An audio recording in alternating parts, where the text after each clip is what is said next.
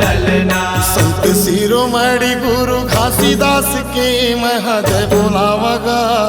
संझा बिहिनिया चरण माथ में नवावगा। संझा बिहिनिया चरण संत शिरोमणि गुरु घासीदास के मैं जय बोलावगा। संझा बिहिनिया चरण माथ में नवावगा। संझा बिहिनिया चरण